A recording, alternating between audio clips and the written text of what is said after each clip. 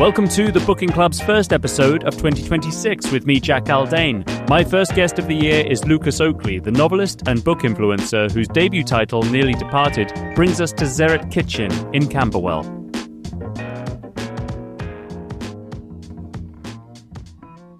So happy New Year to listeners of the Booking Club. It is 2026 and I am sat here at Zeret Kitchen, which is an Ethiopian based in Camberwell opposite my first guest of the year. His name is Lucas Oakeley. His debut novel is Nearly Departed, a love story with ghosts. He is, outside of writing novels, a great voice and advocate for men and literature generally, particularly the need for men to read and read as much fiction as possible. So a man very much after my own heart. I'm really pleased to introduce him. Lucas, thank you and welcome. Yeah, thanks for having me. It's great to be here. It's fun hearing about me. That is me. Yeah, correct. And you have chosen Zeret Kitchen. This is obviously a local to you, but why this and not anywhere else in Camberwell? Yeah, to me, it's just a lovely, warm, family-run restaurant. Every time you come in, you feel as if you're sort of welcome. You can come in and walk through the door. Generally, I'm not a big fan of having to book things 3 or 4 months in advance. You can always walk in and get a table. They'll always find room for you, which I always appreciate, you know, if you're sort of a lastminute.com kind of person. And for me, Ethiopian food is just so easy to do. Generally, it's usually large, big platters. You sit down with your mates, you tuck in, you get as many as you need. And it's sort of, I don't feel bad afterwards. You go out for some meals and it sort of really repeats on you. You can sort of feel your body falling apart a little bit. And as you get older, I think you realize more vegetables is probably a good thing in life, you know. It dovetails quite nicely with my ringing in the new year there. A lot of people will be asking themselves, if I'm going to eat out at all, how am I going to not eat as heavily as I've been eating over the past month? Ethiopian, always a good shout in that respect. You are a man who knows books. You're also a man who knows food. You're a food journalist as much as a writer of fiction and a commentator on literature.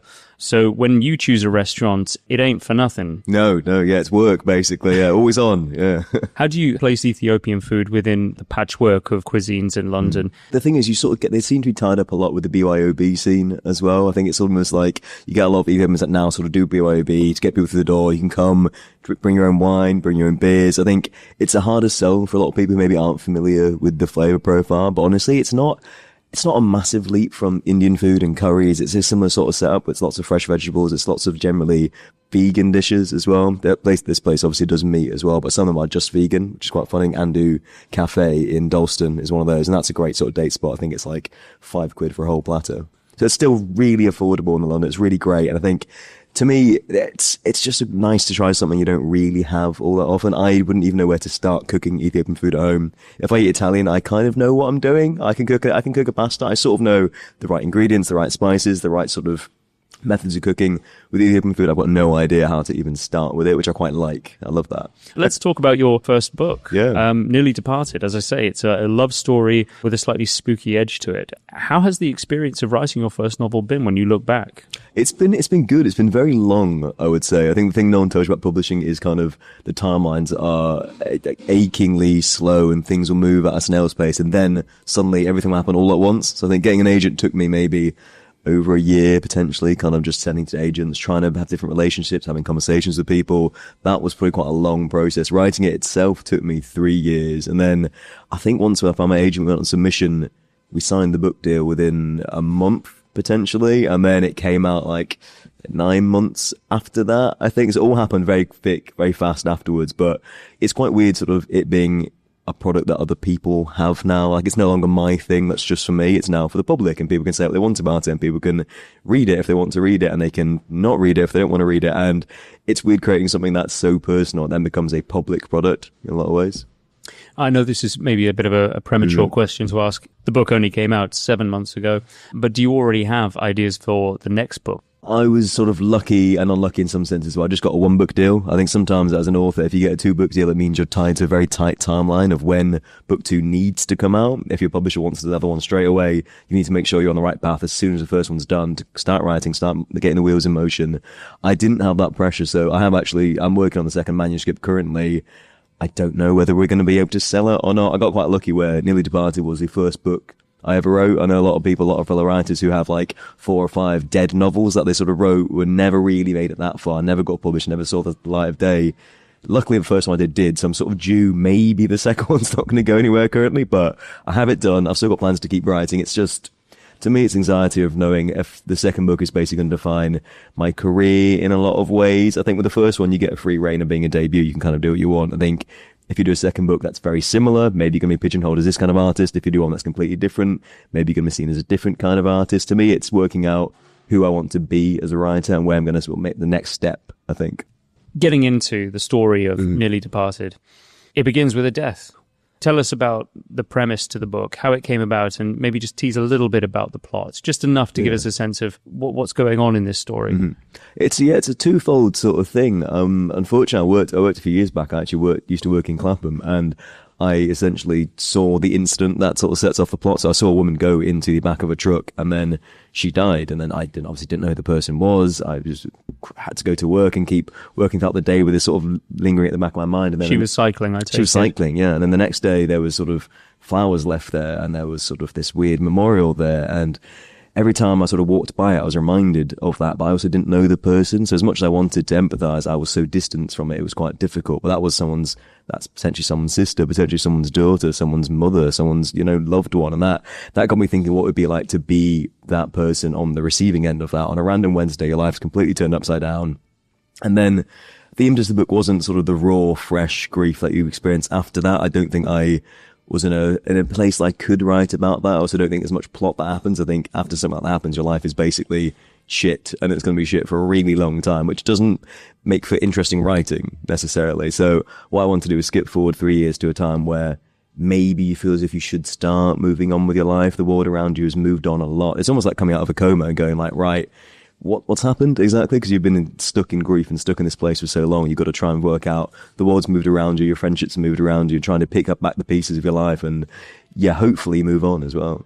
Anyone listening to this who's based in London will immediately relate to the plausibility of that plot line, the fact that cycling is such a hazardous activity. Personally, I don't cycle in London. Do you? No, I can't really ride a bike.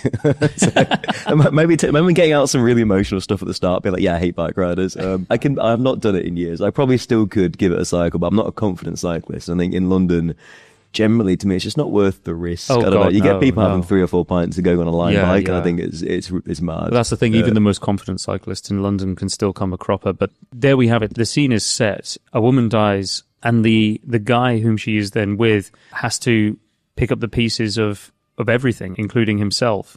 It's a story that conveys the farcical nature of actually trying to put your life back together when you've lost somebody, and the way that you have to pretend to be, in every respect, a normal, cognizant, open, polite, sensible, civil person. Is this a book mainly, would you say, about the process of grief? I think so. It's grief and it's love and it's friendship and it's all those kind of things kind of merged into one. It's also about growing up in some ways. I think he starts the book at a very specific point in life, and then at the end, I think you flash forward 3 years. I think he's turning 30, I believe, at the end of it. It's almost like this sort of like quarter-life crisis stage of life where a lot of his friends are getting married. They're sort of moving on. They seem on this fast track way to being a proper adult, and he still feels almost stuck in his early 20s because of the event that kind of put him into stasis for so long. So he kind of needs to work out that is okay, and everyone has their own pace in life, and you don't need to work on someone else's 5-year plan necessarily. You can take your own time and find your own way. Have you found that it's helped people in some way, even if it doesn't relate to the same level of grief or trauma from an event like this?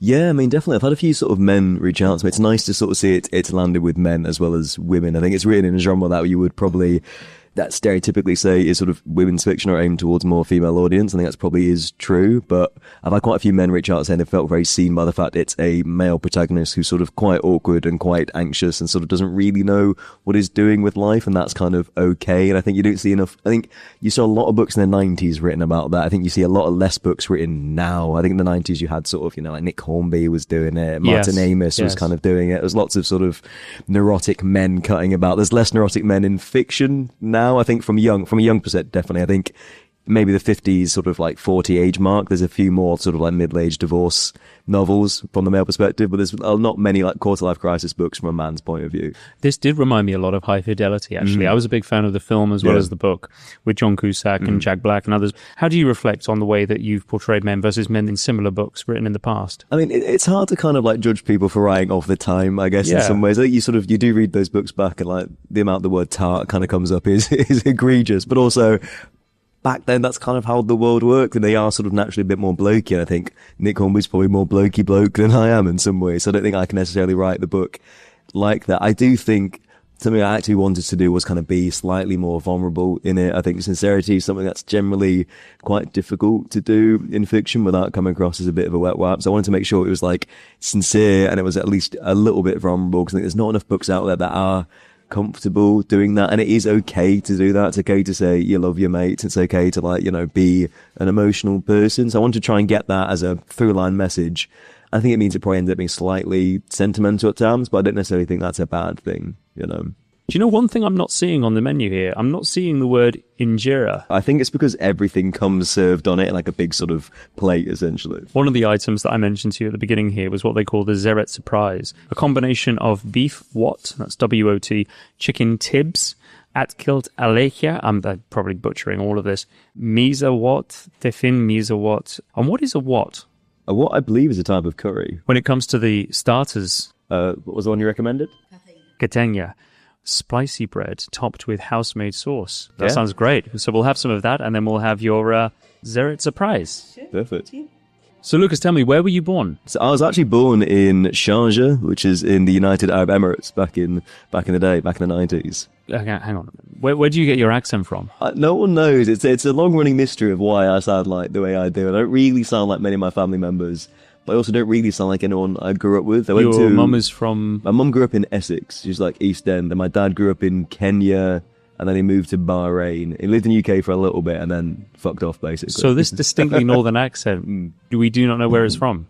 No, not really. I think you sort of, a bit of a magpie, I think you kind of pick up things from the people you're surrounded by or the places you've been. And I think accent-wise, you get this like code switching thing where you're not really sure what you're going to sound like. My biggest problem was coming to the UK.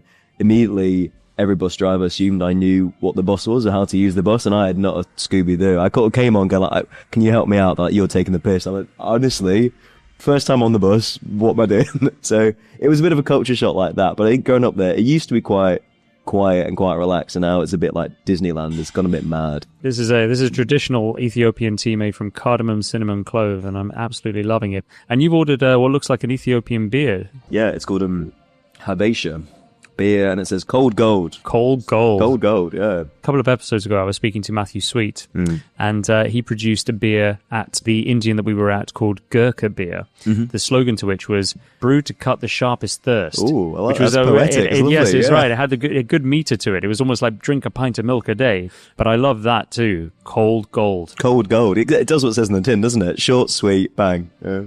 What did you grow up reading, Lucas? What did I grow up reading? Anything and everything, essentially. When I was a lot younger, I think the first books that kind of really captured me were obviously the Harry Potter novels. I think as anyone my age did, they were the big temple texts. But the Edge Chronicles by the sort of Paul Stewart and Chris Riddell series about these kind of like fantastical beings who lived on sort of like sky planets and forests and whatnot. They really sort of got me going from a young age. I'm trying to think what else I kind of moved on to after that. A Series of Unfortunate Events was quite big. I read a lot when I was sort of like young children's fiction. Then I very quickly, I think, moved out into adult books by the time I was maybe 13, I'd say. I think by the time I was 13, I was reading essentially fiction. So Catcher in the Rye, big early text for me.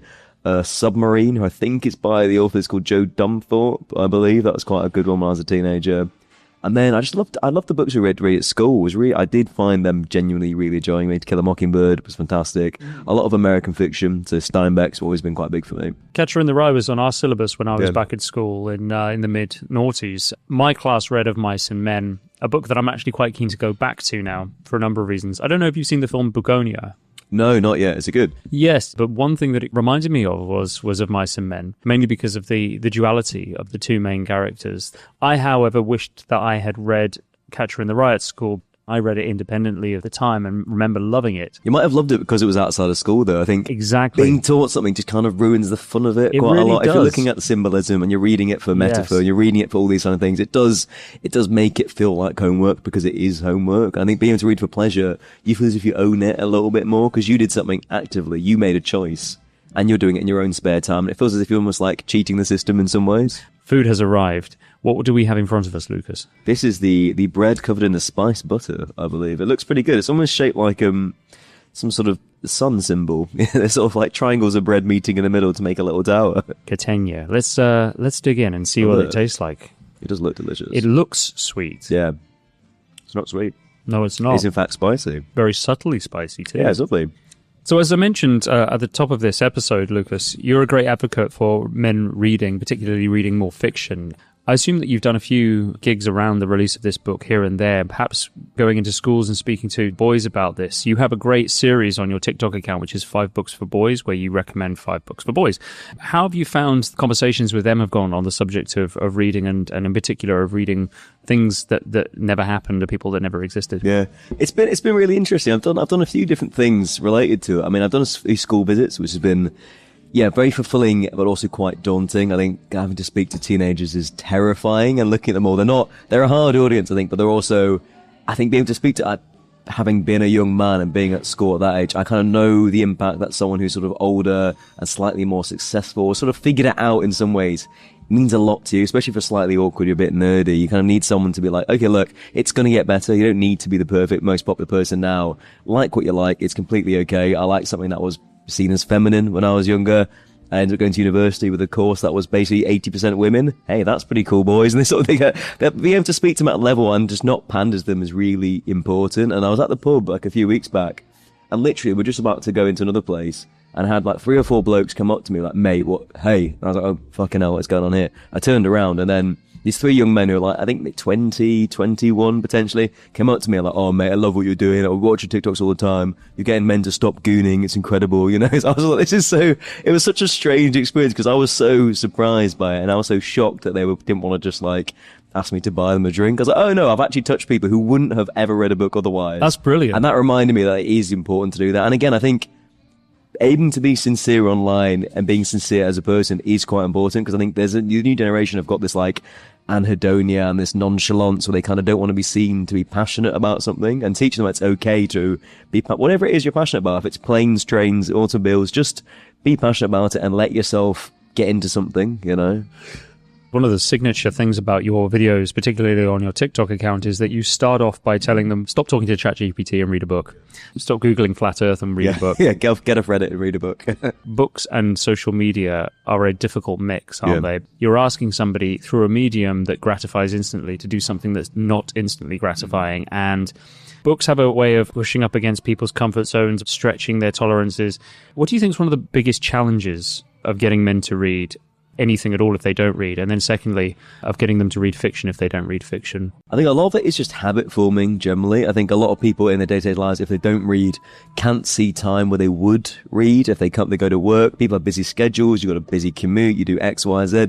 Everyone's lives are inherently very busy, and like you get into habit forming, you want to watch a bit of TikTok, you want to watch a bit of YouTube. Whenever you eat your lunch, you're always going to, watch the same television show, you watch Friends again. I think introducing books into someone's life means they've now got to think of new time that they can spend actively doing something that maybe it's going to take a while to get. And I think the hardest thing is generally, I love books. I think books are great. There's some books I don't love. And I think if someone's starting to read, they're kind of like working out what their taste is. They're not necessarily going to know straight away. So they might end up reading 3 or 4 books they don't like and doesn't capture them, and then convincing them to stay with it or stick with it because there is a book out there, or maybe there's a genre out there that can really, make them feel alive. It's difficult, because if you read 3 or 4 things you don't like, maybe you think you don't like to read. I don't think that's true, but convincing someone otherwise is basically impossible unless you're there pandering them or sort of pestering them the whole time to be, please just give another go. Try this book. I think this one's going to be good for you. So the stuff with my content, it tends to be aimed towards books I think either A, good for men, or B, books I think just men more like. I think like if you haven't thought about this, you probably like this book. It's got like X, Y, Z.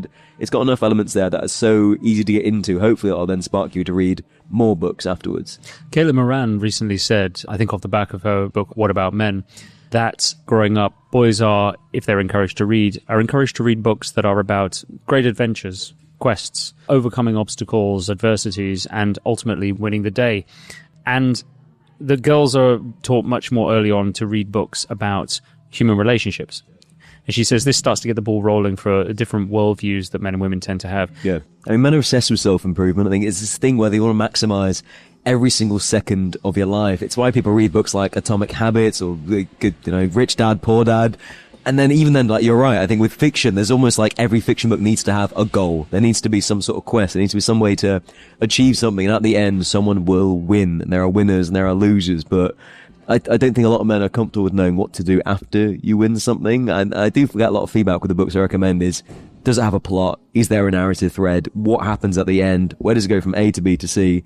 Well, the beauty to me for a lot of fiction doesn't necessarily need to have too much plot. It's almost about the journey. It's kind of just about the feelings associated with it. It can be a bit more meandering. It doesn't really go anywhere. It sort of kind of like goes on a tangent and comes back in, and you just learn a little bit more about yourself afterwards. And those kind of books are, to me, just as important. It's interesting, isn't it? I mean, like, you know, plenty of blokes I know will say that there are albums that put them in a state of mind. Again, no goal there. Yeah. No sense of completion, no sense of overcoming. And yet, for some reason, the same thing that could be provided to them through a novel just doesn't appeal. I mean, do you think there's something to do with reading something that you know not to be true, that triggers a deep kind of suspicion in them? I think it's harder as well. I mean, reading a book is harder because you are an active participant, you know. You can watch the most art house of art films you want, you know, and you are still a passive consumer. You are watching something you're being given. If you read a book, doesn't matter what book it is, a coloring book, if it's like a really advanced book, you still have to do a bit of work picturing what's going on. If they describe an action, you're putting as much worth as the author in some sense of going like, what does that look like when he describes that bus? My bus is different to your bus. If we read the same paragraph, we're going to have a completely different idea in our heads of what is going on. That's right. You get to be the director. Yeah, and you get to be the actor. A lot of people, I think, are scared about that because they don't really know what's going on. They don't really access their imagination enough to be comfortable using it, and it is a muscle in some senses, you know. The previous guest, the author John Niven, was saying this, that he remembers hearing an interview with Noel Gallagher, who said that he doesn't read fiction, and when asked why, he says, none of it's real. Then someone points out that, you know, he's a big fan of, say, Goodfellas or Scarface, and his only response to that was, it's just different. It's different. End of conversation. Yeah. Shut it down. The Zeret surprise has arrived. The word incredible doesn't do it justice, but I'm trying to find the words as I'm looking at it here. An injera laid out, topped with gorgeous fresh salad, green beans, steamed vegetables. We have lamb, we have lentils. And it's just a beautiful array of colours, isn't it? And there's dim the lighting as well. You get a photo of that. It's great.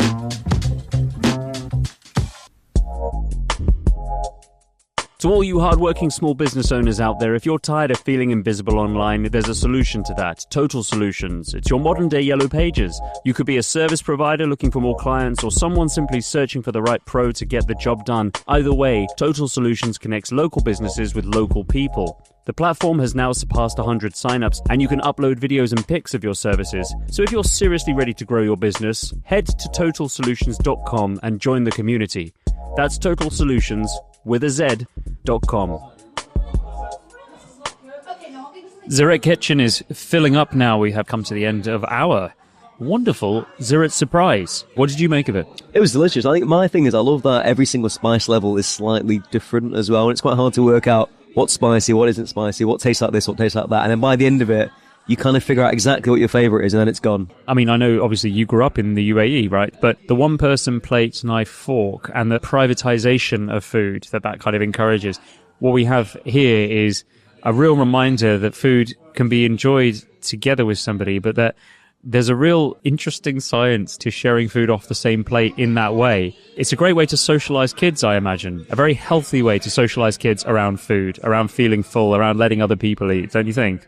I think definitely. I mean, you get the weird thing in London where you get like sharing plate culture, but it's all served on really small ceramic plates with like 2 bites of food on it. You go, it's not really what sharing is about. Sharing should be one big platter, everyone gets involved, you kind of have your fill, and you sort of need to fight over the best bits as well. I think that's like naturally human, it's naturally healthy. If you then give someone the best bit, that's quite a nice thing to do. That's right, yeah. But it sort of encourages a kind of form of play, doesn't it? Yeah. I'd like it if you could read a passage from Nearly Departed for us.